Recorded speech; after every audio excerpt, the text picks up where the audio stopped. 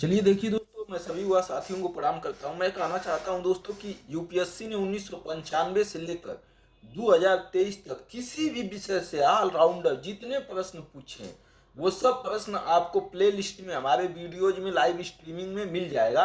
आप जाके किसी भी सब्जेक्ट का प्ले लिस्ट में बना हुआ है, वहां से जाके देख सकते हैं दोस्तों। और आज जो भूगोल है दोस्तों, भारत का भूगोल, वो अभी सब इसी वीडियोज में खत्म होना है। तो आपको दोस्तों अब सिर्फ दो चीज़ें हमारे 1995 से 2023 में बस दो चीज़ें नहीं मिलेगी। वो रीजनिंग और मैथ है, उसको छोड़ के दोस्तों हर चीज़ें आपको निःशुल्क 1995 से 2023 तक सही उत्तर सहित हमारे यूट्यूब वीडियोज पर जो है प्ले लिस्ट में जाके देख सकते हैं दोस्तों। किसी भी सब्जेक्ट का कितन जो भी प्रश्न पूछा है यूपीएससी ने सब मिल जाएगा दोस्तों। अगला दोस्तों देखिए, 14 तक दोस्तों मैंने लाइव स्ट्रीमिंग किया था, लेकिन लाइव में दोस्तों हमारा नेटवर्क प्रॉब्लम होता है, नेटवर्क मतलब जो है ख़राब होता है, तो लाइव स्ट्रीमिंग बीच में ही जो है घिसपिस करने लगती है, तो इसलिए दोस्तों मैं लाइव स्ट्रीमिंग रोकना पड़ा दोस्तों। और आज हम दोस्तों इसी वीडियोज में 200 लमसम प्रश्न है, सबको निपटाएंगे और सही से निपटाएंगे। चाहे 3 घंटा लगे, चाहे 4 घंटा लग जाए, चाहे 5 घंटा ही लग जाए। देखिए दोस्तों, भारतीय संदर्भ में व्याधि सूचित जनजातियों का संबंध माना जाता है। व्याधि सूचित जनजातियों का संबंध किससे माना जाता है? आदिम जनजातियों से, यायावरी जनजातियों से, सी स्थल अदल बदल कर खेती करने वाली जनजातियों से, और डी उन जनजातियों से जिन्हें पहले अपराधी जरायम पेशा जनजातियों के वर्ग में रखा जाता था। व्याधि सूचक जनजातियों का संबंध किससे माना जाता है दोस्तों?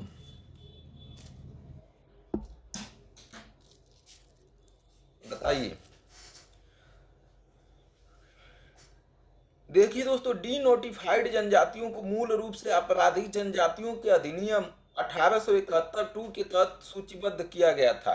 1952 के आपराधिक जनजाति अधिनियम ने पहले की अधिसूचना को निरस्त कर 1959 में पुनः अभ्यस्त अपराधियों के रूप में वर्गीकृत किया गया था। इसका डी हो जाएगा दोस्तों, उन जनजातियों से जिन्हें पहले अपराधी या जरायम पेशा जनजातियों के रूप में जाना जाता था। अब इसे प्रश्न आने की संभावना कम है दोस्तों, लेकिन अब आ गया था तो देख ही लिए। 16वां, निम्नलिखित में से कौन सी नदी 3 बार 2 धाराओं में विभक्त हो जाती है? 3 बार जो है दोस्तों, एक बार नहीं, 3 बार वो नदी है जो 2 धारा में विभक्त होती है। एक बार हो गई, फिर एक बार होगी, फिर एक बार, मतलब 3 बार वही नदी 3 बार 2 धाराओं में विभक्त हो जाती है और कुछ मील आगे जाकर पुनः मिल जाती है। और इस प्रकार श्रीरंगपट्टनम, शिव समुद्रम और श्रीरंगम के द्वीपों का निर्माण करती है। वो कौन सा नदी है दोस्तों? श्रीरंगपट्टनम, शिव समुद्रम और श्रीरंगम के द्वीपों का निर्माण करती है वह कावेरी नदी है, तुंगभद्रा नदी है, कृष्णा नदी है, गोदावरी नदी है। कौन सी नदी है दोस्तों 16 का? देखिए दोस्तों, कावेरी नदी है। कावेरी जो है श्रीरंगपट्टनम, शिव समुद्रम एवं श्रीरंगम द्वीपों का निर्माण करती है। कौन? कावेरी नदी श्रीरंगपट्टनम, शिव समुद्रम एवं श्रीरंगम द्वीपों का निर्माण करती है। यह कर्नाटक के कुर्ग जिले में ब्रह्मगिरी की पहाड़ियों से निकलती है। कहाँ से निकलती है? कुर्ग जिले में कर्नाटक में बहती है। और जो है यह ब्रह्मगिरी की जो पहाड़ियाँ कर्नाटक में है, वहाँ से निकलती है दोस्तों। तथा तमिलनाडु के तिरुचिरापल्ली की बंगाल की खाड़ी में मिल जाती है और तमिलनाडु में जाती है, और तिरुचिरापल्ली के निकट बंगाल की खाड़ी में मिल जाती है। इसका अपवाह क्षेत्र केरल में 3% है दोस्तों, कर्नाटक में 41% है और तमिलनाडु में 55% में विस्तृत है दोस्तों यह। तो ये ऑप्शन हो जाएगा दोस्तों कावेरी में। अगला दोस्तों 17वां, आपको यत्व तत्व कुछ अनोखे डेनमार्कवासी मिल जाएंगे, परंतु उनका कारण है कि यह डेनमार्क की चौकी हुआ करती थी। यह अनूठा नगर, उसका दुर्ग और सुंदर गिरजाघर, नया जेरूसलम, सुनी सड़कें, उजट तटाग्र सब मिलकर अद्भुत रत्न बनाते हैं। इस उक्ति में वर्णित स्थान कौन सा है दोस्तों? अब दोस्तों आप ऐसा तो कुछ नहीं मिल रहा है। तमिलनाडु तट पर है, केरल तट पर है, कर्नाटक तट पर है, गोवा तट पर है। बताइए दोस्तों 17 का। देखिए दोस्तों, तमिलनाडु के ट्रांस क्यूबार क्षेत्र का है। 1620 ईस्वी में डेनिश लोगों ने अपने आवास स्थापित किए थे यहाँ तमिलनाडु में दोस्तों। अगला 8वां, इन नदियों किशन गंगा, गंगा, वेन गंगा, पेन गंगा, ठीक, इन नदियों का उत्तर से दक्षिण दिशा में मतलब ऊपर से नीचे के आधार पर क्रम स्थापित करने पर सही अनुक्रम होगा। किशन गंगा है, गंगा है, वेन गंगा है, पेन गंगा है, ऐसा क्रम आता रहता है दोस्तों, भविष्य में भी आ सकता है ये प्रश्न 18 का। देखिए दोस्तों, मध्य जम्मू कश्मीर में किशन गंगा को नीलम नदी कहा जाता है। जम्मू कश्मीर में किशन गंगा को क्या कहा जाता है? नीलम नदी। गंगा नदी गंगोत्री ग्लेशियर से निकलकर उत्तर प्रदेश, बिहार व पश्चिम बंगाल आदि में बहती है। पेन गंगा महाराष्ट्र की नदी है दोस्तों। पेन गंगा कहाँ की है? महाराष्ट्र की नदी है। पेन गंगा कहाँ की है? महाराष्ट्र की नदी है। वेन गंगा मध्य प्रदेश राज्य की सतपुड़ा पर्वत श्रेणी के दक्षिणी ढालों से निकलती है। वेन गंगा कहाँ से निकलती है? मध्य प्रदेश राज्य की सतपुड़ा पहाड़ीय पर्वत श्रेणियों के दक्षिणी ढालों से निकलती है। यह सियोनी जिले के मुंडरा गांव से 12 किलोमीटर दूरी पर स्थित है। पेन गंगा महाराष्ट्र की नदी है दोस्तों। तो 18 का क्या हो जाएगा दोस्तों? किशन गंगा कहाँ से निकलती है दोस्तों? जम्मू कश्मीर से। वहां क्या बोला जाता है? इसको नीलम नदी कहा जाता है। गंगा कहाँ से निकलती है? गंगा नदी गंगोत्री ग्लेशियर से निकलकर उत्तर प्रदेश, बिहार, पश्चिम बंगाल नदी आदि में बहती है। पेन गंगा दोस्तों महाराष्ट्र की नदी है। और वेन गंगा मध्य प्रदेश की सतपुड़ा पर्वत श्रेणी के दक्षिणी ढालों से निकलती है दोस्तों। ये ऑप्शन हो जाएगा दोस्तों, किशन गंगा, गंगा, वेन गंगा और पेन गंगा, चारों 1 2 3 4 ऐसे ही जो है दोस्तों क्रम स्थापित होगा। अगला दोस्तों, जलवायु परिस्थितियां और कारण दोस्तों। कलकत्ते की अपेक्षा मद्रास अधिक गर्म है दोस्तों, क्यों? कलकत्ता जो है, कलकत्ते की अपेक्षा जो है मद्रास अधिक गर्म है, क्यों? बी, हिमालय में हिमताप होता है, क्यों? सी, पश्चिम बंगाल से पंजाब की ओर आते आते वर्षा कम हो जाती है। पश्चिम बंगाल में ज़्यादा वर्षा होती है, पंजाब में जाते जाते, पंजाब की ओर जाते जाते ऊपर जो है पंजाब है तो वर्षा कम हो जाती है, क्यों? और डी, सतलज गंगा मैदान में शीतकाल में कुछ वर्षा होती है, क्यों? कारण दिया, उत्तर पूर्वी मानसून के कारण, तुंगता के कारण, पश्चिमी दाब के कारण, समुद्र से दूरी के कारण, अक्षांश के कारण। बताइए दोस्तों, 19वां का चालू कीजिए। देखिए दोस्तों, ये ऑप्शन दिया है, कलकत्ता की अपेक्षा मद्रास में अधिक वर्षा, अधिक गर्म होने का मुख्य कारण। मतलब कलकत्ता की अपेक्षा मद्रास अधिक गर्म क्यों है? इसका मुख्य कारण है दोस्तों मद्रास का अपेक्षाकृत निम्न अक्षांश पर स्थित होना। कहाँ स्थित है मद्रास? निम्न अक्षांश पर स्थित होना, जो विषुवत रेखा के निकट है। जो विषुवत रेखा के क्या है दोस्तों? निकट है। तो ए का 5 हो जाएगा दोस्तों। बी, हिमालय में हिमताप तुंगता के कारण होता है दोस्तों। किसके कारण? तुंगता के कारण जो है हिमालय में हिमताप होता है, क्योंकि ऊंचाई बढ़ने पर तापमान कम हो जाता है। ऊंचाई बढ़ने पर क्या होता है दोस्तों? पहले भी बता चुके हैं, तापमान। तो हिमालय में हिमताप होता है तुंगता के कारण। पश्चिम बंगाल से पंजाब की ओर आते आते वर्षा कम हो जाती है, क्यों दोस्तों?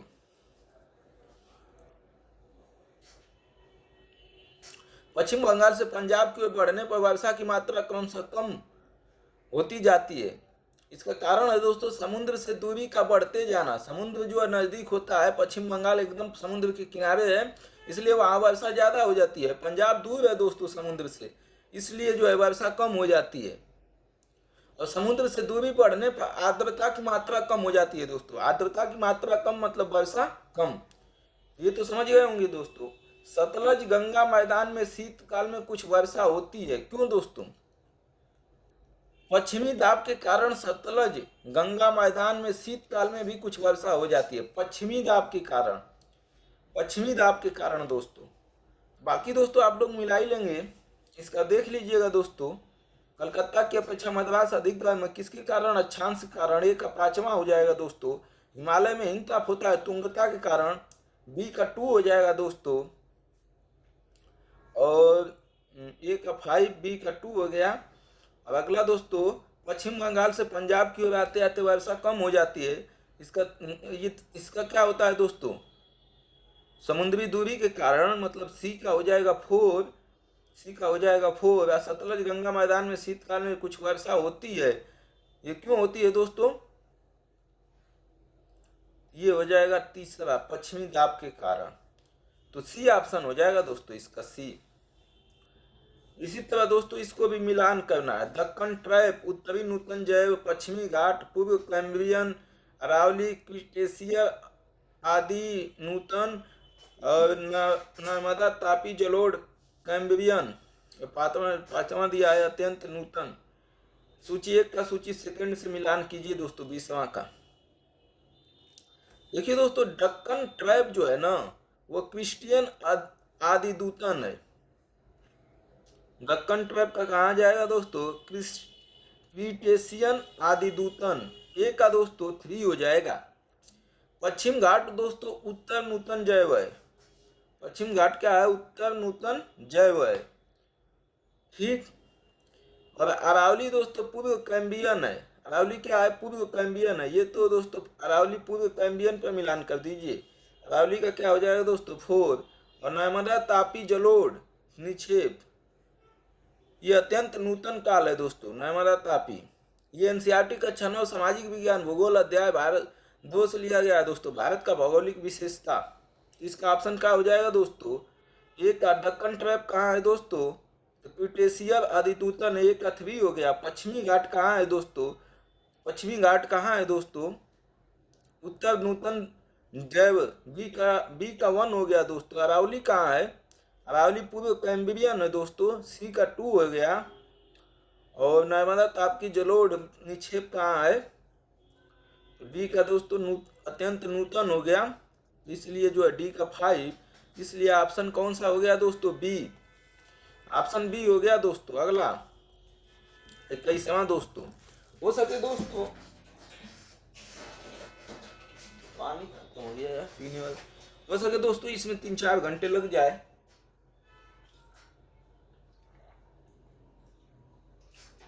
जितना भी घंटा लगे दोस्तों मैं एक ही वीडियो में इसको कंप्लीट करूंगा आज, चाहे जितना भी घंटे लग जाए। एक वीडियो में दोस्तों जितने प्रश्न है सब निपटाऊंगा सही से।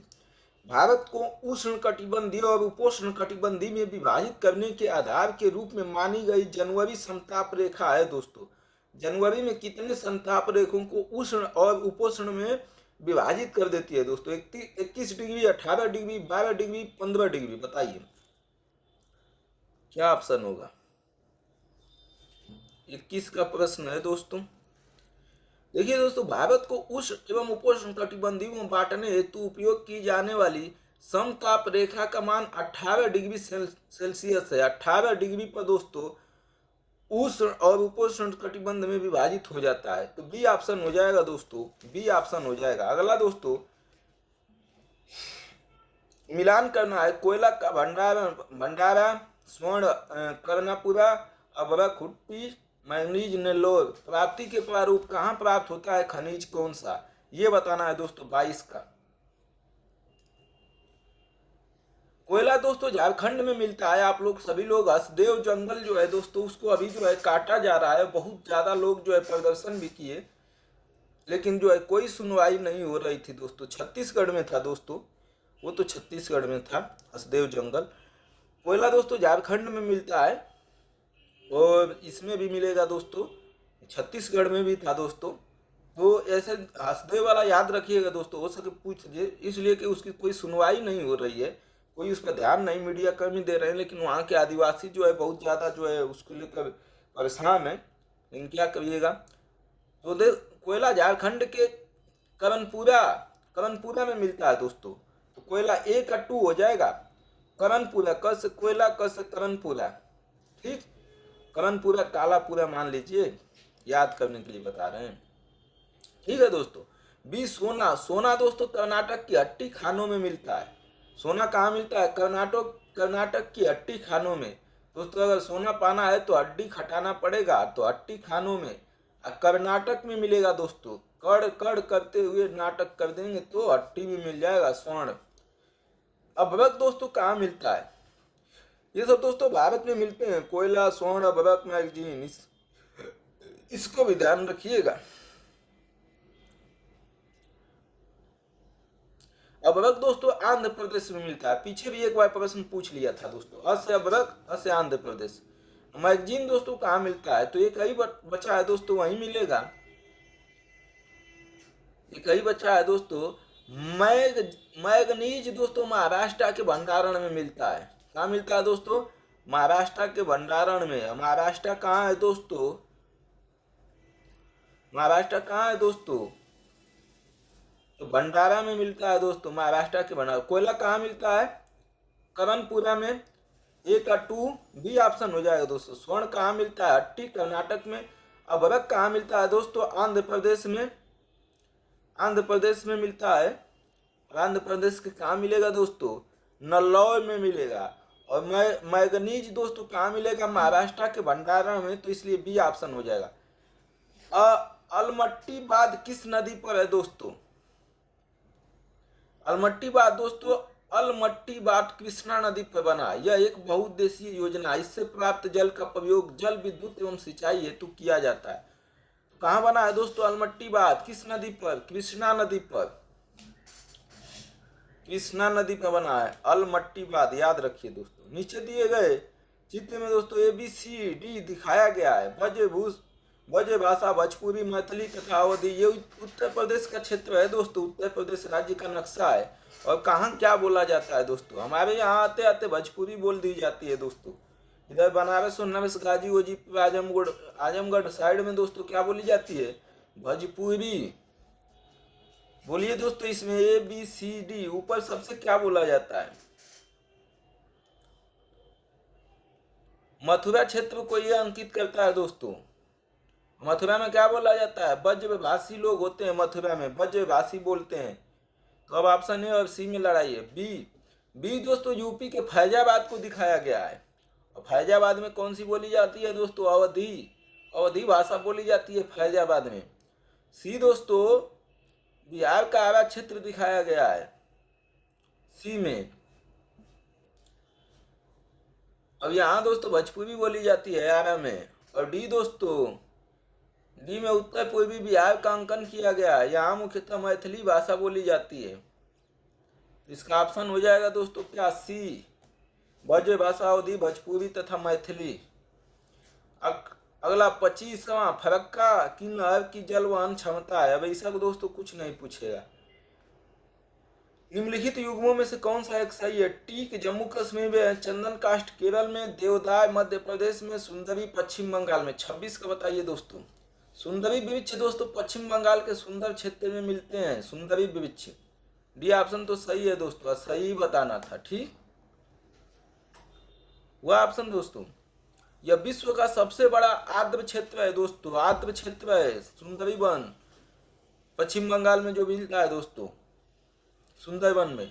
आर्द्र क्षेत्र है। सुंदरी वृक्षों की अधिकता के कारण इस वन का नाम सुंदरवन पड़ा है दोस्तों। इसीलिए इसका सुंदरी वन जो होता है दोस्तों, इसी के कारण इसका नाम सुंदरवन पड़ा है। ये देखिए दोस्तों, ये चित्र में देख लीजिए ABC और डी दिखाया गया। ABCD द्वारा अंकित रिफ्ट घाटी क्षेत्र ए को क्या बोल रहा है? ABCD का अंकित स्थान कौन सा है? रिफ्ट घाटी क्षेत्र है, छत्तीसगढ़ है, छोटा नागपुर पठार है तथा वर्षा छाया क्षेत्र है। बी छत्तीसगढ़ मैदान, छोटा नागपुर। ये दोस्तों क्या है? ये तो देख रहे हैं दोस्तों इधर है महाराष्ट्र गुजरात के शिफ्ट में। तो इधर दोस्तों छत्तीसगढ़ तो इधर वैसे भी आना नहीं चाहिए, आपको पहले भी मालूम हो सकता है दोस्तों। तो छत्तीसगढ़ वाला ऑप्शन तो आराम से इसे हटा सकते हैं दोस्तों। क्या रिफ्ट घाटी होगा दोस्तों? ये और सी में रिफ्ट घाटी दे रहा है तो रिफ्ट घाटी तो होगा ही दोस्तों। और बी की जगह पर दोस्तों आ जाता है छत्तीसगढ़। आपको भी पता है दोनों में ही छत्तीसगढ़ दिया है, तो छत्तीसगढ़ मैदान हो जाएगा। छोटा नागपुर पठार दोनों में दिया है दोस्तों, तो वही हो जाएगा। और सी तथा छोटा नागपुर वर्षा छाया क्षेत्र, मतलब दोस्तों ए और सी ऑप्शन दोनों एक ही दे दिया है। तो मान लीजिए कोई भी, क्या करना है, जब एक ही है तो क्या मतलब है, छोटा पठार सब एक ही है दोस्तों, तो कोई मान लीजिए। ए को रिफ्ट घाटी क्षेत्र बोलते हैं, बी को छत्तीसगढ़, सी को दोस्तों छोटा नागपुर पठार तथा डी तो दिया ही नहीं है, डी नीचे दिया है दोस्तों। डी दिया है वर्षा छाया क्षेत्र। अद्यतन जनगणना के आंकड़ों के अनुसार भारत में लिंगानुपात कम हो रहा है। लिंग का अनुपात बढ़ रहा है, स्थायी हो रहा है, घटता जा रहा है। 1997 में क्या स्थिति थी दोस्तों लिंगानुपात की? घटता बढ़ता रहता है दोस्तों, इसका कोई तो ठीक नहीं है। 29वां, अंडमान और निकोबार द्वीपों की आदिवासी जनसंख्या ऑस्ट्रिया जाति की है, मंगोलियाइड जाति की है, काकेस जाति की है, निग्रोसम जाति की है। अंडमान और निकोबार द्वीपों की आदिवासी जनसंख्या दोस्तों किस जाति की है ये पूछा है। थोड़ा मोड़ा याद रख लीजिएगा दोस्तों, हो सके कहीं पूछ ही दे। देखिए दोस्तों, अंडमान एवं निकोबार की जनसंख्या निग्रोइड जनजाति से संबंध रखती है। सोमपेन की जनसंख्या यहाँ बहुत कम है। निकोबार में मंगोलियाइड भी मिलते हैं। तो ये दोस्तों डी ऑप्शन हो जाएगा, निग्रोसम जनजाति की है, डी ऑप्शन हो जाएगा। अगला दोस्तों, नेपाल काठमांडू एक 2 3 4 दिया है दोस्तों। अब इसमें क्या पूछा है, अब इधर दोस्तों ये देख लीजिए, इसलिए कि प्रश्न देखने को फिर मिलेगा नहीं, पलटने के बाद दोस्तों हम पलटेंगे नहीं। ये सबसे इधर दिया है 2 ऊपर एकदम 3, इसके बाद 1 के बाद 2 ऊपर 3 और उसके बाद 4, और नेपाल काठमांडू ऊपर है दोस्तों, और नेपाल काठमांडू के नीचे के क्षेत्र को दर्शाया है। चलिए दोस्तों आ जाइए, दिया है कोसी, गोमती, घाघरा और गंडक। कोसी नीचे सबसे था दोस्तों, उसके बाद जो है ऊपर गंगा, गोमती और घाघरा। कौन सा होगा दोस्तों इसमें से, बताइए भाई।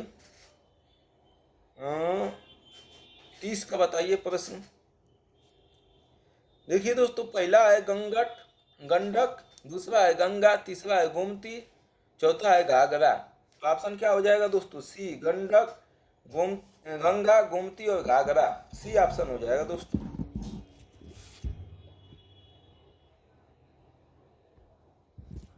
चलिए भैया अगला देखिए 31 का, पूर्व की ओर बहने वाली भारत की निम्नलिखित नदियों में से किस एक से निम्नवलन के कारण विध्वंस घाटी है दोस्तों।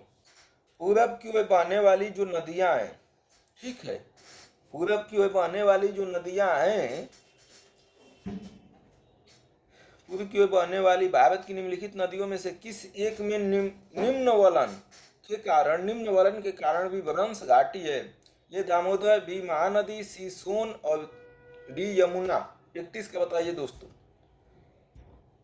निम्नवर्ती कटाव के कारण दामोदर नदी पूर्व की ओर एक रिफ्ट घाटी में बहती है। निम्नवर्ती कटाव के कारण दामोदर नदी पूर्व की ओर एक रिफ्ट घाटी में बहती है। निम्नवर्ती कटाव भूपर्पटी से संबंधित है। निम्नवर्ती कटाव किससे संबंधित है दोस्तों, भूपर्पटी से संबंधित है, ये ऑप्शन हो जाएगा दामोदर नदी। अगला दोस्तों दिया है 32 का, दिए गए कच्चे रूपरेखा मानचित्र में वन क्षेत्र को 1 2 3 4 के रूप में अंकित किया गया। इनमें से जिनमें 1997 ईस्वी में गंभीर महामारी का प्रकोप हुआ। छोड़िए दोस्तों, ये आएगा नहीं, छोड़िए इसको, तो छोड़ ही दीजिए। अगला दोस्तों, अंकित भारत के क्षेत्र में किस एक में खनिज तेल का व्यावसायिक उत्पादन हाल ही में प्रारंभ हुआ है। तो ये तो दोस्तों ये अभी छोड़ दीजिए, हाल ही की बात है। खनिज पदार्थ खनन क्षेत्र दोस्तों, ग्रेफाइट का खनन कहाँ हो रहा है। 34 का दोस्तों थोड़ा सा देख लेते हैं। ग्रेफाइट दोस्तों बेल्लारी में होता है। शीशा जो है दोस्तों जावर में, लवण जो है डिंडावन में, और चांदी जो है दोस्तों रामपा में। तो ग्रेफाइट कहाँ हो जाए, बेल्लारी में। शीशा कहाँ होगा, जावर में। लवण कहाँ होगा, डिंडावन में। चांदी कहाँ होगा, रामपा में दोस्तों। अब इसमें ऑप्शन दिया है दोस्तों, बाकी तो इतना मिला लीजिएगा दोस्तों, बी ऑप्शन हो जाएगा। अगला दोस्तों दिया है 35 का, 1966 ईस्वी में ओक फ्लोरा की खोज ने भारतीय रेशम उत्पादन के इतिहास में एक नया अध्याय जोड़ा। निम्नलिखित राज्यों में से कौन सा एक ओक टसर रेशम का अग्रणीय उत्पादन था दोस्तों। असम, बिहार, मणिपुर, उड़ीसा। 1966 की बात कर रहा है दोस्तों। ओक टसर सिल्क का उत्पादन असम में किया जाता है। इसका प्रयोग सेरीकल्चर में भी किया जाता है। ओक फ्लोरा का आविष्कार असम में सन 1966 में किया गया था। तो असम उत्तर हो जाएगा दोस्तों, असम, ये ऑप्शन। स्थान और उद्योग दोस्तों, कौन सा उद्योग की कहाँ है। जामनगर दोस्तों किसके लिए प्रसिद्ध है, कौन सा उद्योग है। हासपेट, कोरबा, हल्दिया, एल्युमिनियम, ऊनी वस्त्र, उर्वरक, सीमेंट, लोहा इस्पात। बताइए 36 का दोस्तों। जामनगर दोस्तों गुजरात में है और ऊन उद्योग के लिए प्रसिद्ध है। हासपेट दोस्तों कर्नाटका में है लौ यश के लिए। कोरबा दोस्तों छत्तीसगढ़ का है एल्युमिनियम उद्योग के लिए। हल्दिया जो है पश्चिम बंगाल का उर्वरक है दोस्तों। अभी के लिए वर्तमान में देखना पड़ेगा दोस्तों क्या स्थिति है, हो सके न भी हो। अगला दोस्तों लास्ट ये है 37 का। मुंबई के आसपास कई विशिष्ट नगर विकसित किए गए हैं। विशिष्टताओं और नगरों की सूचियों को सम्मिलित कीजिए और सूचियों के सूची में दिए गए कोड का प्रयोग कीजिए दोस्तों। चलिए भाई आ जाइए देखते हैं ये सब नगर विकसित किए हैं। अलीबाग, मत्स्य केंद्र, बालापुर, अवकाश सदन, ननवा सेवा स्थल, रासायनिक संकुल, रत्नागिरी, बंदरगाह। दोस्तों इसे तो कुछ आने होने की संभावना नहीं है लग रही है, छोड़ दीजिए दोस्तों, इसको छोड़ दीजिए। अगला देखते हैं दोस्तों क्या प्रश्न बनता है।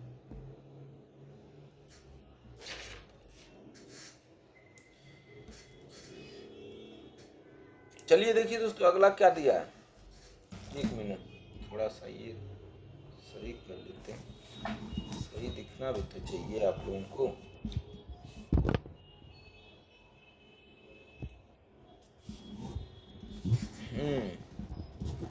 38 प्रश्न क्या दिया है दोस्तों, 38 प्रश्न।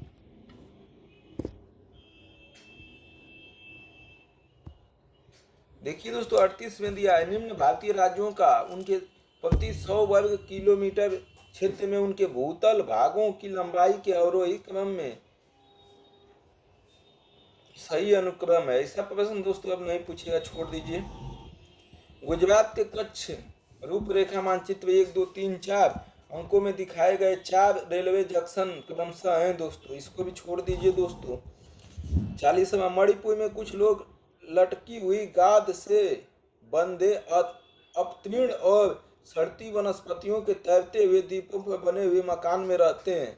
इन द्वीपों को कहते हैं दोस्तों, ऐसा दोस्तों इसमें भी नहीं अभी नहीं आएगा, लेकिन अब पढ़ दिए तो जान लीजिए सी ऑप्शन होगा, फुंगाडिश कहते हैं, फुंगाडिश कहते हैं दोस्तों। अगला निम्नलिखित में से कौन सा 1, 2, 3, 4 अंकों से दिखाए गए भारत के राज्यों का सिंचाई के लिए उपलब्ध भूतल जल संसाधन की दृष्टि से अवरोही क्रम। तो दोस्तों ये भी अभी वर्तमान के लिए ऐसा कुछ याद करेंगे तो गलत हो सकता है। और 42वां दोस्तों दिया है नीचे दिए गए रूपरेखा चित्र 1, 2, 3, 4 से दिखाए गए भारतीय राज्यों में उनकी कुल जनसंख्या में अनुसूचित जनजातियों के प्रतिशत का अवरोही क्रम। दोस्तों वर्तमान में जाके याद कीजिए तो बहुत पहले का है, अनुसूचित जाति कहाँ ज़्यादा थी, अब तो सब ऊपर नीचे हो गया होगा ना। टाइम खराब करने का कोई मतलब नहीं है, और गलत याद भी हो जाएगा तो आप पता चला मार दिए परीक्षा में जो याद था तो गलत हो जाएगा, फिर हमको कहेंगे गलत हो गया। चलिए देखिए दोस्तों अगला, कोकण रेलवे राज्यों के निम्नलिखित समुच्चयों में से कौन से एक राज्य से सर्वाधिक लाभ होगा दोस्तों। छोड़िए दोस्तों ये भी नहीं आने वाला है। 44वां नगरों के निम्नलिखित युगों में से कौन सा एक हाल ही में 6 पथ एक्सप्रेस मार्ग से संबंध किया गया है। दोस्तों जो रेलवे का विकास हो रहा है ना, चाहे कोई नगर बसाया गया है तो ऐसा प्रश्न पूछ रहा है, देख रहे हैं ना रेलवे जंक्शन ये सब, तो इसको वर्तमान में कोई घटना हो तो इसको याद रखिएगा दोस्तों, तो यह भी दोस्तों नहीं पूछा जाएगा। और 45 भारत में एशियाई यक्ष की सर्वाधिक जनसंख्या है। आज केवल लगभग 20,000 से 25,000 तक एक्स सदाबहार वनों, शुष्क कटीले वनों, अनूप क्षेत्रों और घास के मैदान में फैले हुए अपने प्राकृतिक आवासों में हैं, तथापि उनमें उनके प्रमुख आवास नम पर्णपाती वन है। भारत में यक्ष की जनसंख्या उत्तर पश्चिम भारत से लेकर जहां वे उत्तर प्रदेश के देहरादून, बिजनौर और नैनीताल जिलों के वन प्रभागों में पाए जाते हैं। कर्नाटक और केरल राज्यों में उनकी संख्या दक्षिण बिहार और उड़ीसा में बटी हुई है। पूर्व में वे उत्तरी बंगाल, असम और कुछ राज्यों में दिखाई पड़ते हैं। इस उद्धरण में वर्णित प्राणी कौन सा है दोस्तों, कौन सा एक प्राणी है जो इतना जगह और इतना राज्यों में पाया जाता है दोस्तों। 20,000 से 25,000 है दोस्तों। एक सदाबहार वनों, शुष्क कंटीले वनों, अनूप क्षेत्रों और घास के मैदान में फैले हुए हैं। बताइए भाई कौन सा होगा।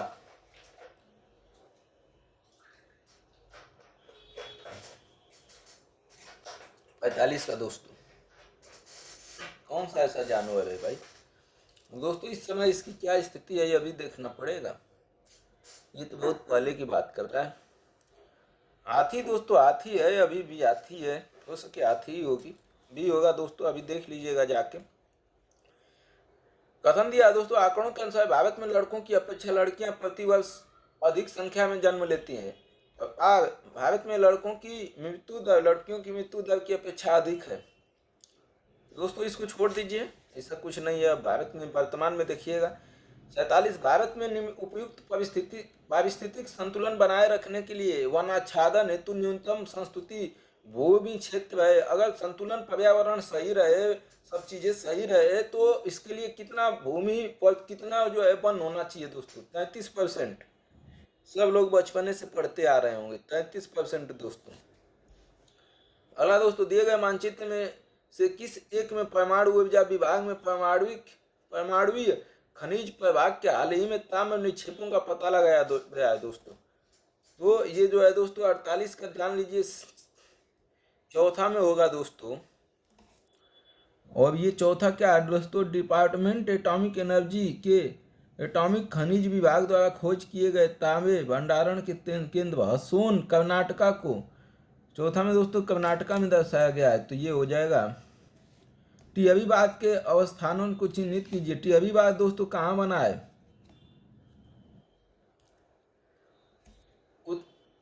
उत्तरांचल स्थित टिहरीबाग के अवस्थित किया गया था दोस्तों, अभी उत्तराखंड में। यह हिल बांध को टिहरी जिले में भागीरथी नदी पर बनाया गया था दोस्तों। टिहरी जो है बात कहाँ बना, भागीरथी नदी पर। इसका ऑप्शन क्या हो जाएगा, सी हो जाएगा दोस्तों। अगला 50 दिए गए चित्र में दक्षिण भारत का एक भाग दिया गया है। दक्षिण भारत का 1000 मेगावाट परमाणु शक्ति संयंत्रों के निर्माण के लिए प्रस्तावित स्थान कुडनकुलम मानचित्र में चिन्हित किया गया है। ये दोस्तों पीछे की कहानी हो गई, छोड़ दीजिए। अभी वर्तमान में कोई ऐसा इसका कोई जो है बन रहा हो तो उस पर ध्यान दीजिए। 51 भारत के सर्वप्रथम एक समुद्री अभ्यारण्य जिसकी सीमाओं के अंतर्गत प्रवाल भित्तियां, मोलस्का, डॉल्फिन, कछुए और अनेक प्रकार के समुद्री पक्षी हैं स्थापित किया गया है सुंदरबन क्षेत्र में, चिल्का झील में, कच्छ की खाड़ी में, लक्षद्वीप में। 1980 में गुजरात के कच्छ की खाड़ी में 270 किलोमीटर क्षेत्र में ओखा से जडिया तक अभ्यारण्य घोषित किया गया था दोस्तों। सी हो जाएगा, कच्छ की खाड़ी में। अगला 52 नीचे दिए गए राज्यों और जनजातियों के युग्मों में से कौन एक सही सुमेलित है दोस्तों। कौन से राज्य में कौन सी जनजाति पाई जाती है दोस्तों, ये पूछा है। तो इसमें दोस्तों लाबांदा जनजाति राजस्थान में मिलती है, मध्य प्रदेश में नहीं मिलती है दोस्तों। लाबांदा जनजाति कहाँ मिलती है, राजस्थान में। तो डी ऑप्शन हो जाएगा दोस्तों सही। नीचे दिए गए चित्रों में दिखाए गए जम्मू कश्मीर के एक हिस्से के खाका मानचित्र में चिन्हित क्रमशः निरूपित है दोस्तों। तो इसमें से बारामूला, कारगिल, अनंतनाग, ये दोस्तों कोई घटना होती है तो भी जाता है, अभी तो इसका कोई महत्व नहीं। अगला दोस्तों 54 यदि भारतीय मानक समय के पूर्वाह्न 10 बजे हैं तो 92 डिग्री पूर्वी देशांतर पर शिलांग का स्थानीय समय क्या होगा। देखिए दोस्तों भारत का मानक समय 82.5 डिग्री पूर्वी देशांतर से निर्धारित होता है तथा 92 डिग्री पूर्वी देशांतर पर शिलांग है। अतः दोनों के बीच अंतर दोस्तों 9.5 डिग्री का हुआ। चूंकि 1 डिग्री में देशांतर में 4 मिनट का अंतर होता है दोस्तों, इसलिए 9.5 डिग्री में कितने का होगा, 4 का गुणा हो जाएगा दोस्तों 38 मिनट का। और पूर्व की ओर बढ़ने पर समय बढ़ता है दोस्तों, पूर्व की ओर बढ़ने पर समय बढ़ता है तथा शिलांग 92 डिग्री पूर्वी देशांतर भारतीय मानक समय 82.5 पूर्वी देशांतर से पूरब में स्थित है। और समय बढ़ेगा जब भारतीय मानक समय में पूर्वाह्न 10 बजे होंगे, तो जब यहाँ 10 बजे होंगे दोस्तों तो 92 डिग्री पूर्वी देशांतर पर स्थित शिलांग का स्थानीय समय 10:38 होगा दोस्तों। क्योंकि उधर पूर्व में जाने पर दोस्तों समय बढ़ता है और जो है हम 5.5 घंटा पीछे चलते रहते हैं दोस्तों। अब इसलिए जो है ये ऑप्शन हो जाएगा 10:38 हो गया पूर्वाह्न दोस्तों। ये नई एनसीईआरटी भूगोल कक्षा 11 से लिया गया है दोस्तों। अक्षांश देशांतर समय और अक्षांश देशांतर समय आपको अच्छे से तैयार कर लेना चाहिए दोस्तों, इससे प्रश्न बन ही रहा है। अगला दोस्तों तेल की अत्यधिक संभावना युक्त रावा अपतट खंड अवस्थित है दोस्तों। अब दोस्तों इसका तो कोई वजूद रह नहीं गया, लेकिन कृष्णा गोदावरी द्रोणी में है दोस्तों, कृष्णा गोदावरी द्रोणी में। 56 निम्नलिखित कथनों में से कौन सा एक सत्य नहीं है, गलत है दोस्तों। घाघरा के जल का इंदिरा गांधी नहर में उपयोग किया जाता है। दूसरा, नर्मदा अमरकंटक क्षेत्र से निकलती है। और तीसरा, सी दिया है, निजाम सागर माजरा नदी पर स्थित है। और डी, पेन गंगा गोदावरी की सहायक नदी है। इसमें से कौन जो है एक गलत है दोस्तों, ये पूछा है। देखिए दोस्तों, इंदिरा गांधी नहर सुल्तानपुर में सतलुज नदी पर बने हरिके बैराज से निकलती है। हरिके बैराज से निकलती है, परंतु घाघरा नदी सरस्वती नदी की सहायक नदी है। घाघरा नदी जो है सरस्वती नदी की क्या है, सहायक नदी है। हाय मरुस्थल में विलुप्त हो जाती है दोस्तों, तो ये ऑप्शन गलत है दोस्तों। घाघरा के जल का इंदिरा गांधी नहर में उपयोग होता है, ये गलत है दोस्तों। इंदिरा गांधी नहर सुल्तानपुर में सतलुज नदी पर बने हरिके बैराज से निकलती है। घाघरा नदी सरस्वती नदी की सहायक नदी है दोस्तों। घाघरा नदी किसकी सहायक नदी है, सरस्वती नदी की सहायक नदी है, जो थार मरुस्थल में लुप्त हो जाती है। ये दोस्तों नई एनसीईआरटी का 12 भूगोल अध्याय 9 योजना और भारतीय संदर्भ सतत विकास से लिया गया है। देखिए, पेन गंगा गोदावरी की सहायक नदी है, सही है। निजाम सागर माजरा नदी पर स्थित है, यह भी सही है। नर्मदा अमरकंटक से निकलती है, यह भी सही है। और 57 दिया दोस्तों, निम्नलिखित दिए गए मानचित्र ABCD में चिन्हित बंदरगाहों को अवस्थिति और उन बंदरगाहों के नामों से सुमेलित कीजिए तथा बंदरगाहों के नामों के नीचे दिए गए कूट का प्रयोग करते हुए लिखिए। ABCD कौन सा बंदरगाह कहाँ है, ये बताना है दोस्तों। और ये सबसे देखिए, गुजरात में ए है, बी महाराष्ट्र में है दोस्तों, और ये जो है तमिलनाडु और केरल, तो ये तमिलनाडु में हो जाएगा दोस्तों। डी हो सके उड़ीसा में हो जाएगा दोस्तों। अब इसमें कौन कौन से बंदरगाह हैं उनको लिखना है दोस्तों। काकीनीडा, करवार, मंगलुरु, तूतीकोरन और वेरावल, ये बंदरगाह है दोस्तों, इनके बारे में लिखना है। चलिए बताइए।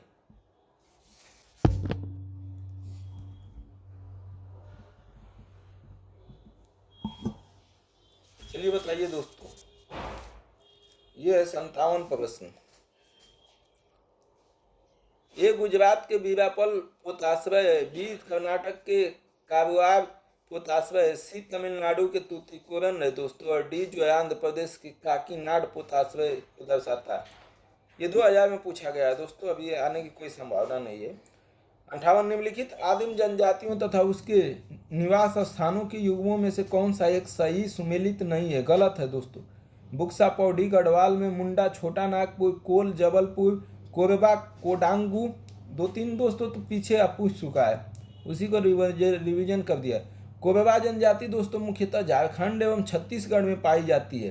और ये बोला है कोडांगू, तो ये गलत हो गया दोस्तों। कोरबा जनजाति कहाँ पाई जाती है, झारखंड या छत्तीसगढ़ में पाई जाती है दोस्तों। बुक्सा दोस्तों पौड़ी और गढ़वाल में पाई जाती है, सही है दोस्तों। मुंडा, छोटापुर नाग और कोल, जबलपुर। दोस्तों ये भविष्य में प्रश्न बन सकता है, ये भविष्य में प्रश्न बन सकता है दोस्तों, इसलिए इसको छोड़िएगा मत। 59 दोस्तों, पिछले 2 दशकों में उत्तर भारतीय मैदान में बाढ़ की बारंबारता बढ़ रही है। गाद के निक्षेपों के कारण नदी घाटियों की गहराई में कमी हो गई है। ये प्रश्न फिर दोस्तों पीछे पूछा था, फिर आके पूछ रहा है। पिछले 2 दशकों 20 वर्षों में उत्तर भारत के मैदान में बाढ़ की बारंबारता बढ़ रही है। और कारण जो है गाद जो है, जो मिट्टी उट्टी जो है सब लेके आती है, उसके निक्षेपों के कारण नदी घाटियों की गहराई में कमी हो गई है। 59 का बताइए दोस्तों। सही है दोस्तों, दोनों सही है, ए और आर सही है। आर की सही व्याख्या भी करता है। मिट्टी उट्टी दोस्तों नीचे जम जा रही है, जिससे जो है बाढ़ आ रहा है। वर्ष 1991 की जनगणना के आंकड़ों के अनुसार निम्नलिखित कथनों में से कौन सा एक सही है दोस्तों। तो सीधा उत्तर बता देते हैं दोस्तों। 1991 की जनसंख्या के आंकड़ों के अनुसार बिहार में साक्षरता की दर न्यूनतम थी। सबसे कम साक्षर लोग बिहार में थे दोस्तों। अगला 61, गंगा का मैदान भारत की सर्वाधिक सघन जनसंख्या वाला भाग है। कारण गंगा भारत की सर्वाधिक उपयोग में लाई जाने वाली नदी है। बताइए दोस्तों 61 का। देखिए दोस्तों, इसको ये तो सही है। गंगा का मैदान भारत का अति महत्वपूर्ण मैदानी क्षेत्र है। यह देश के कुल भूभाग का 1/4 भाग घेरा है दोस्तों। 1/4 भाग घेरा है गंगा का मैदान। उपजाऊ औषधि मृदा अनेक प्रकार के खाद्यान्नों, दालों एवं काष्ठ फलों के उत्पादन में अति सहायक होती है। इसलिए देश की अधिकांश जनसंख्या यहीं केंद्रित है दोस्तों। गंगा कारण दिया है, गंगा भारत की सर्वाधिक उपयोग में लाई जाने वाली नदी है। कारण दोस्तों सही नहीं है कि ये जो है सबसे ज्यादा उपयोग में लाई जाती है। 62 दोस्तों दिया है, नीचे दिए गए पांडिचेरी संघ राज्य क्षेत्र ABCD से चिन्हांकित विभिन्न बंदरगाहों को उनके संबंधित नामों से सुमेलित कीजिए तथा बंदरगाहों की सूची के नीचे दिए गए कोड का प्रयोग कर सही उत्तर चुनिए। ये बंदरगाह दिए हैं दोस्तों ABCD, देख लीजिए। अब इसको कह रहा है कि इसको जो है सूचित कीजिए। ये दिया, अरे यार नीचे ही तो है, ये रहा दोस्तों 62 का प्रश्न।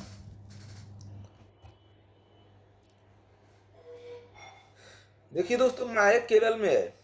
माहे जो है कहाँ है? केरल में। ये जो है दोस्तों केरल को दर्शा रहा है। माहे जो है केरल में है दोस्तों। दूसरा करकल, करकल तमिलनाडु में है दोस्तों। पांडिचेरी को दर्शा रहा है दोस्तों। उसी पांडिचेरी का मुख्यालय है दोस्तों, सी वाला। और डी यमन आंध्र प्रदेश में है दोस्तों। डी यमन जो है आंध्र प्रदेश में है। छोड़िए दोस्तों, ये सब आने होने वाला नहीं है। काले चिन्ह दर्शाते हैं दोस्तों। काले चिन्ह क्या दर्शाते हैं? ए दिया है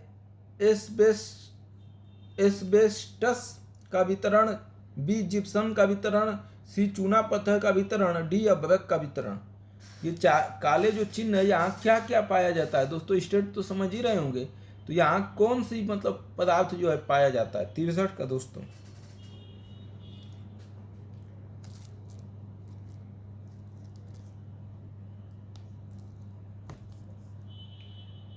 भारत के दिए गए मानचित्र अभ्रक झारखंड, उड़ीसा, बिहार, राजस्थान, मुंबई, कर्नाटक, पश्चिम बंगाल एवं आंध्र प्रदेश आदि में मिलता है दोस्तों। अभ्रक जो है अभ्रक को दर्शा रहा है दोस्तों।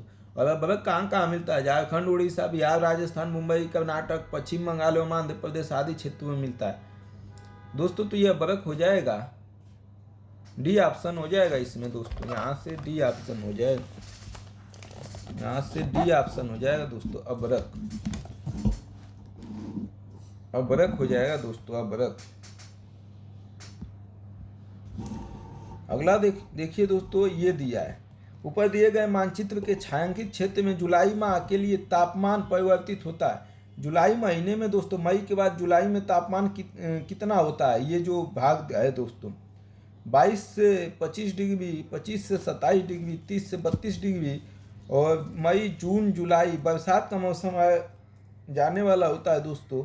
और यहाँ फिर भी बरसात होती रहती है। तो ये तापमान यहाँ कितना होता है दोस्तों? तापमान यहाँ कितना होता है बताइए?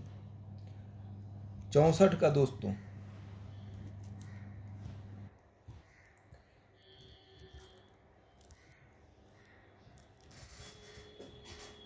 देखिए उष्ण कटिबंधीय आर्द्र एवं शुष्क क्षेत्र है दोस्तों। ये जो दिखाया गया है, उष्ण भी है, कटिबंधीय भी है, आर्द्र भी है, शुष्क भी है क्षेत्र है। यह जुलाई महीने का औसत तापमान 27 डिग्री, 27.5 डिग्री से 30 डिग्री होता है दोस्तों। ऑप्शन सी हो जाएगा, 27.5 डिग्री से 30 डिग्री हो जाएगा।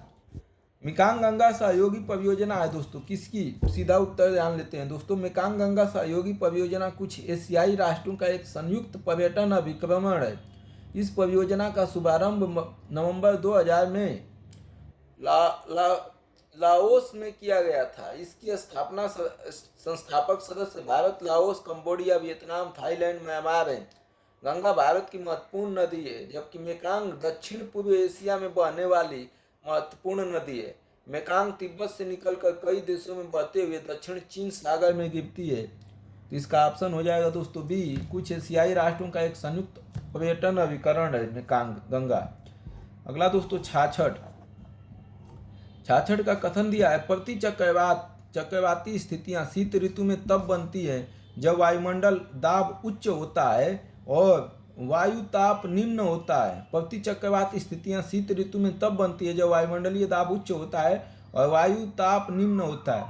कारण दिया है, उत्तर भारत में शीतकालीन वर्षा में निम्न तापों वाली प्रति चक्रवाती स्थितियां पैदा होती हैं। 66 का बताइए दोस्तों।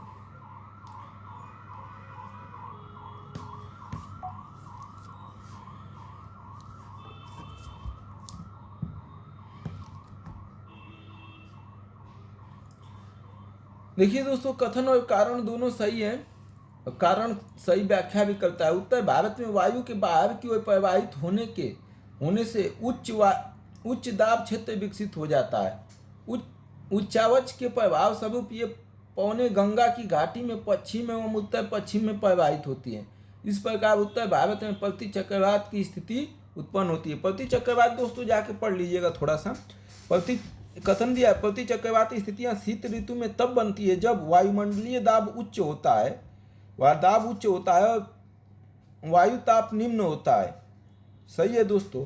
और कारण भी सही है कि उत्तर भारत में शीतकालीन वर्षा में निम्न तापों वाली प्रति चक्रवात स्थितियां पैदा होती हैं। तो इसमें दोस्तों ऑप्शन हो जाएगा क्या, ये हो जाएगा। ये और आर दोनों सही है, आप एक की सही व्याख्या करता है। अगला दोस्तों, भारत के बिजली क्षेत्र के संबंध में निम्नलिखित कथनों पर विचार कीजिए। बिजली उत्पादन की स्थापित क्षमता, दोस्तों ये बहुत पुराना है। बिजली क्षेत्र से कोई वर्तमान में घटना हुई हो या जो है कुछ बन रहा हो तो उसको देख लीजिएगा आप। इसको क्या अबावली श्रेणियों की अनुमानित आयु है दोस्तों 68 का, बताइए।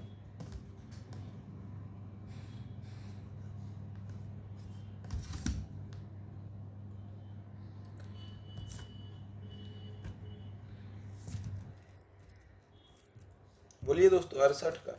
अरावली श्रेणियों की मानक अनुमति है ये दोस्तों 370 मिलियन वर्ष है। 370 मिलियन वर्ष है। अरावली भारत की प्राचीनतम पर्वत श्रेणी है। अरावली पर्वत श्रेणी लगभग दोस्तों 370 मिलियन वर्ष पुरानी है।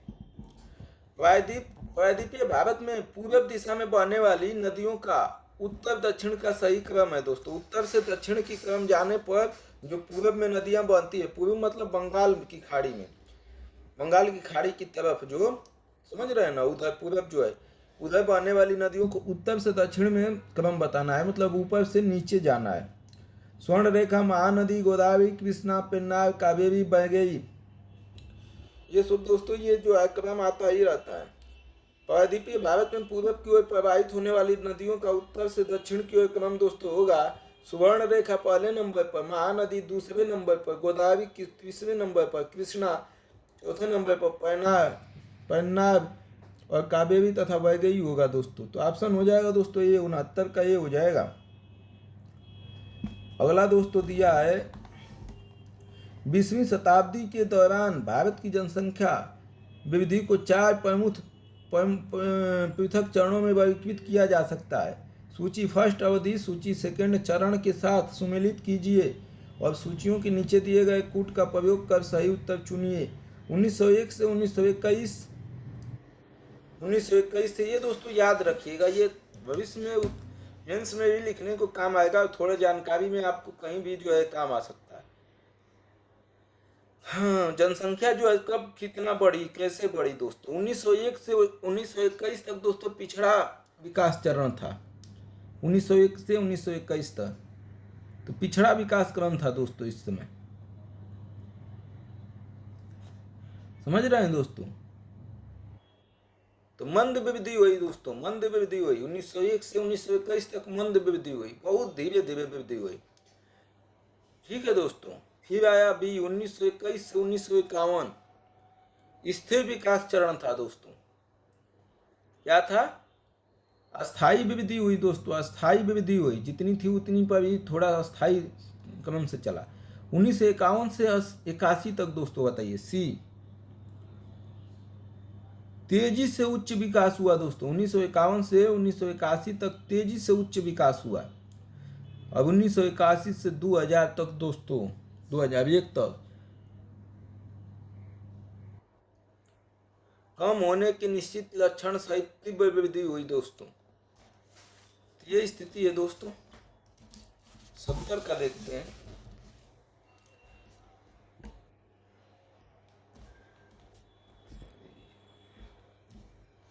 हाँ, भारतीय परिवहन प्रणालियों के संदर्भ में निम्नलिखित कथनों पर विचार कीजिए।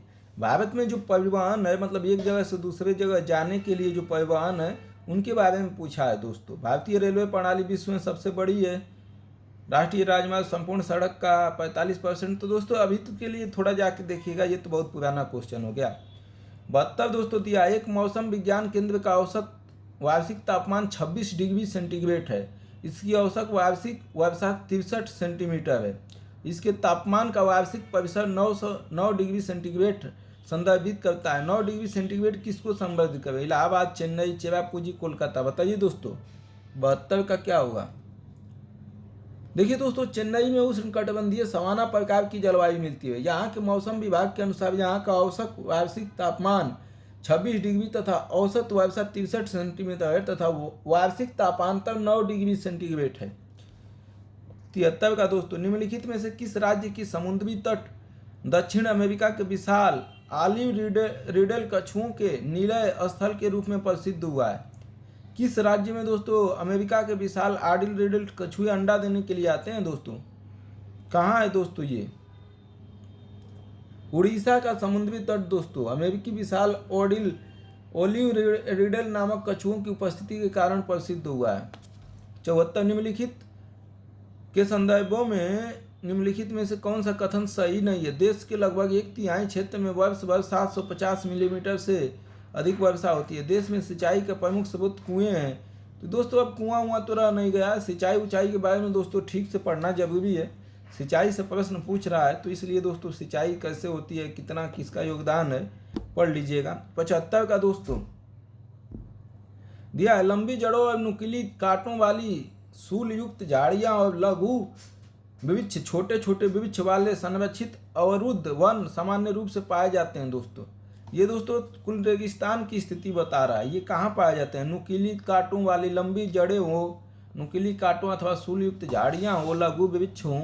ये कहाँ है? पूर्वी उड़ीसा में, पूर्वोत्तर तमिलनाडु में, शिवालिक और तराई क्षेत्र में, पश्चिमी आंध्र प्रदेश में। 75 का बताइए।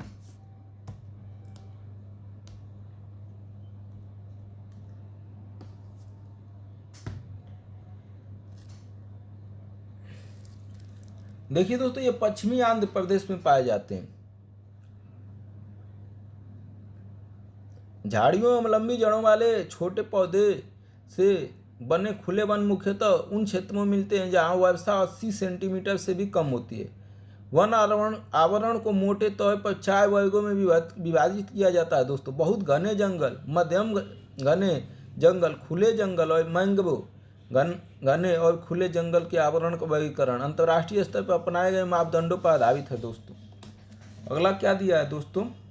कच्छ और वनस्पति और राज्य। अचरा, रत्नागिरी, कुंडापुर, पिच्छवरम, वेम्बनाड। कर्नाटक, केरल, आंध्र प्रदेश, तमिलनाडु, महाराष्ट्र। बताइए दोस्तों 76 का। कच्छ वनस्पति मैंग्रोव समुद्री कटाव से तट की रक्षा करते हैं। 3-4 बार आ गया। तथा जैव विविधता का महत्वपूर्ण केंद्र होता है। कच्छ वनस्पति एवं उनके राज्य का सुमेलन दोस्तों इस प्रकार है। अचरा रत्नागिरी महाराष्ट्र में है। ये ऑप्शन दोस्तों महाराष्ट्र। कुंडापुर दोस्तों कर्नाटक में है। और पिच्छवरम दोस्तों जो है तमिलनाडु में है। और वेम्बनाड केरल में है। वेम्बनाड केरल में है। अचरा रत्नागिरी महाराष्ट्र में, कुंडापुरम कर्नाटक में कुंडापुर, और पिच्छवरम दोस्तों तमिलनाडु में, वेम्बनाड जो है केरल में। नदियों की लंबाई के अवरोही मतलब घटते हुए क्रम में गोदावरी, महानदी, नर्मदा व ताप्ती। कौन सबसे बड़ी नदी है? उससे छोटी उससे छोटी लगाना है दोस्तों 77 का। गोदावरी सबसे बड़ी नदी है दोस्तों 1465 किलोमीटर। उसके बाद नर्मदा, उसके बाद महानदी, उसके बाद जो है ताप्ती नदी। गोदावरी, नर्मदा, महानदी, ताप्ती नदी। बी ऑप्शन हो जाएगा दोस्तों। अगला जनगणना 2001 के अनुसार निम्न राज्यों में से किसकी जनसंख्या घनत्व अधिकतम है?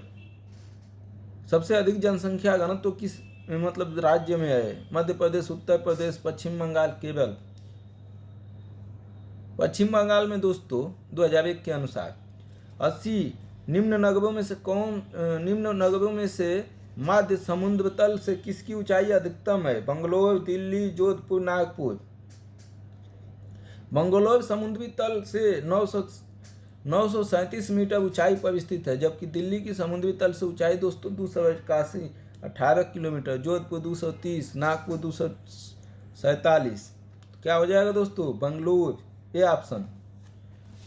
81 का देखिए दोस्तों, निम्न कथनों पर विचार कीजिए। जबलपुर देशांतर रेखा इंदौर व भोपाल को देशांतर रेखाओं के बीच है। औरंगाबाद का अक्षांश बड़ोदरा व पुणे के अक्षांशों के बीच है। बंगलुरु की अवस्थिति चेन्नई की तुलना में अधिक दक्षिणावर्ती है। देख रहे हैं दोस्तों कैसा कैसा प्रश्न पूछ रहा है।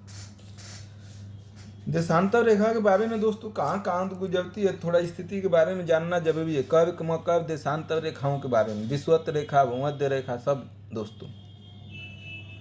देखिए दोस्तों, इसमें ऑप्शन जो है दूसरा और तीसरा सही है। औरंगाबाद का अक्षांश बड़ोदरा और पुणे का अक्षांश के बीच है। बंगलौर की अवस्थिति चेन्नई की तुलना में अधिक दक्षिणावर्त है। जबलपुर की देशांतर अवस्थिति दोस्तों भोपाल के पूर्व में है। भोपाल के पूर्व में है दोस्तों, ठीक है। तो इंदौर और भोपाल की देशांतर रेखाओं के बीच नहीं है, भोपाल के पूर्व में है। यह इंदौर या भोपाल के मध्य में स्थित नहीं है, तो इसलिए ऑप्शन हो जाएगा दोस्तों सी 82 दोस्तों। निम्न राज्यों में से किसका क्षेत्रफल सबसे कम है? आंध्र प्रदेश, गुजरात, कर्नाटक, तमिलनाडु। आंध्र प्रदेश, गुजरात, कर्नाटका, तमिलनाडु, किसका क्षेत्रफल कम है दोस्तों? कर्नाटका का तो बहुत ही अधिक है दोस्तों। बताइए दोस्तों, 82 का तो बता ही सकते हैं। तमिलनाडु का दोस्तों सबसे कम है। बाकी दोस्तों क्षेत्रफल याद करने की जरूरत नहीं है। निम्नलिखित केंद्र शासित प्रदेशों में से औज जनजाति के लोग किस में रहते हैं? अंडमान निकोबार द्वीप समूह, दादरा और नगर हवेली, दमन और दीव, लक्षद्वीप। औज जनजाति के लोग कहाँ रहते हैं? 84 का अंडमान निकोबार द्वीप समूह में रहते हैं दोस्तों। मुख्य जनजाति है निग्रेट प्रजाति से संबंधित है दोस्तों। ये निग्रेटो प्रजाति से संबंधित है। कहाँ रहते हैं दोस्तों? ये अंडमान और निकोबार, औज जनजाति। तो ऑप्शन ए हो जाएगा दोस्तों। 85 का राष्ट्रीय ताप ऊर्जा निगम ने जल शक्ति क्षेत्र में विविधीकरण किया है। भारतीय पावर ग्रिड निगम ने दूर संचार क्षेत्र में विविधीकरण किया है। बताइए दोस्तों 85 का। पहला सत्य है दोस्तों, राष्ट्रीय ताप ऊर्जा निगम ने जल शक्ति क्षेत्र में विविधीकरण किया है। ये दोस्तों अब आगे देख लीजिए, उसको देख लीजिएगा दोस्तों, क्या देखना है अभी वर्तमान में जो हो रहा है वो देखिए। 86 का दामोदर घाटी निगम स्वतंत्र भारत की प्रथम बहुउद्देशीय नदी घाटी परियोजना है। दामोदर घाटी निगम में गैस ऊर्जा घर भी सम्मिलित है। बताइए दोस्तों 86 का। देखिए दोस्तों, दामोदर घाटी परियोजना 1954 में प्रारंभ की गई थी। भारत की प्रथम महत्वाकांक्षी व उद्देशीय परियोजना है। मिथान जो है पावर लिमिटेड, तो ये ऑप्शन ए सही है दोस्तों। बी वाला गलत है। दामोदर घाटी निगम गैस ऊर्जा घर भी है, ये तो गलत है दोस्तों। दामोदर घाटी निगम स्वतंत्र भारत की प्रथम बहुउद्देशीय नदी घाटी परियोजना, याद रखिएगा। भारतीय राज्यों में से आंध्र प्रदेश की तटीय दीर्घतम है। आंध्र प्रदेश का अधिक तट लगता है, दूसरा मतलब समुद्र के किनारे, और दूसरा गुजरात में विमानपत्तनों की संख्या अधिकतम है। दोस्तों ये गलत हो गया। गुजरात का तट सबसे अधिक लगता है दोस्तों समुद्र से, 1600 किलोमीटर लगता है। आंध्र प्रदेश का तट 970 किलोमीटर। गुजरात सबसे अधिक विमानपत्तनों वाला राज्य है दोस्तों। तो ये भी जो है ए वाला गलत हो गया। बी वाला तो कुछ अभी के लिए भविष्य का जाके देखिए। खनिज दोस्तों सूची, कोयला, तांबा, मैग्नीज, भूरा कोयला कहाँ मिलता है दोस्तों? स्थान। कोयला दोस्तों गिरिडीह में मिलता है। कोयला कहाँ मिलता है? गिरिडीह में। तांबा अलवर में, अलवर राजस्थान में है दोस्तों। मैग्नीज दोस्तों धारवाड़ में, और लिग्नाइट दोस्तों जयम कोंडम में। लिग्नाइट कहाँ मिलता है? जयम कोंडम में, जिसको भोरे कोयला भी बोलते हैं। कोयला दोस्तों गिरिडीह में, तांबा अलवर में, मैग्नीज धारवाड़ में, लिग्नाइट जयम कोंडम में।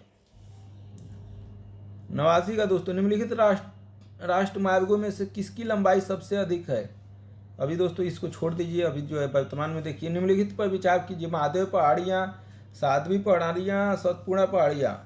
उत्तर से दक्षिण की ओर सही क्रम बताना है दोस्तों। उत्तर से दक्षिण मतलब ऊपर से नीचे।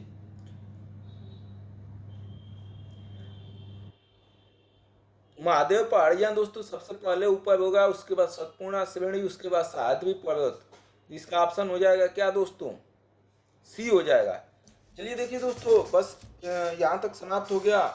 मैं सोच रहा हूँ अभी एक वीडियो अपलोड कर देता हूँ। अभी मतलब दिन है 4-5 बज रहे हैं। बाकी दोस्तों और वीडियो जो अपलोड करूँगा, क्योंकि कम से कम आज एक वीडियो अपलोड कर दूँ, सुबह से जो है वीडियो नहीं अपलोड किया हूँ। माफ़ी चाहूँगा दोस्तों, इसमें पूरा हम कराते, लेकिन अभी एक वीडियो हमारे लिए ज़रूरी है, तो कम से कम इतना देखिए।